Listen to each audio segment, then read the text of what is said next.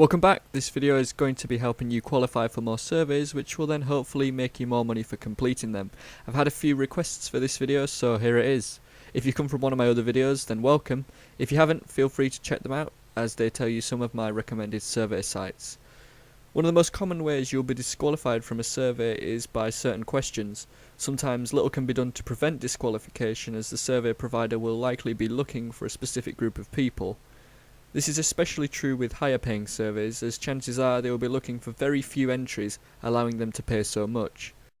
This is therefore the first key tip, and that is, the higher the survey pays, the less likely you are to qualify. So my advice would be to choose surveys that still pay you good amounts, but not necessarily the top paying ones. It still might be worth attempting the higher paying ones though, because you never know, you might be what they're looking for. The next tip that I have is to make sure your profile is updated and accurate on the survey site you are using. I recommend doing this because you're more likely to be given surveys that are already targeted towards you, and you should therefore not be disqualified as much. The next tip seems obvious, and it probably is, but it is worth remembering, and it is to follow and read the rules of the survey before starting. They may add key pieces of information to ensure you are answering the survey how they want you to. For example, it might ask you to spend at least 30 seconds on each page before continuing. This is not the same as some of the questions that try to catch you out, and we'll focus on those later. Up next, I recommend making sure you are choosing the newest surveys to complete, as another common way to be disqualified is because the survey is full. To beat this, try finding out when your survey provider adds new ones, to make sure you get there first. So a lot of the tips I've given you to qualify for more surveys seem to make you spend more time on the survey, which to some extent is true. So you might be wondering, is there a way to qualify for more surveys while spending less time on them? And that is the million-dollar question, and there isn't really a simple answer. My advice though would be that the more surveys you do, the more you will get used to what is likely to disqualify you and what you can speed through on. Now we've come to the second half of the video where we're going to be focusing on the questions that deliberately try and catch you out, so you'll have a better idea of the questions you'll need to take more time on. Okay, so a great example of question is this one. This is on the first page, and this survey is about DVDs and home entertainment and something like that. So when you get asked questions that are, relatively related to those sort of things, you're going to want to make sure you tick those boxes or you're really going to qualify. So IT hardware and software, all stuff like this, what decision making do you have? We've got to answer this honestly, but if you tick the boxes like that, and this is a home entertainment and DVD survey, you're going to need to tick the boxes that relate to that. So we're going to do that, and hopefully we'll qualify for this one.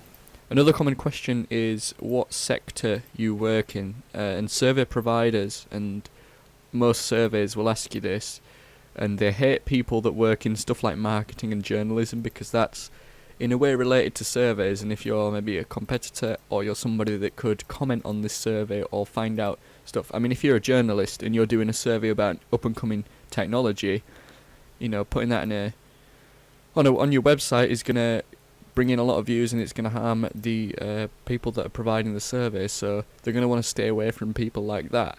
So you want to answer this honestly, but if you're going to put marketing or journalism or stuff like that, you're probably going to get disqualified pretty much immediately. Okay, so we're starting a new survey here. Before you begin this survey, please answer the question below, and it's best to be honest with questions like this. If you don't want to be specific, it actually doesn't want a specific date, so you're not too bad. You just got to put in a month and a year, and this is just to classify your responses. So it's best to be honest, but if you don't want to be quite completely accurate, then I don't think you have to be.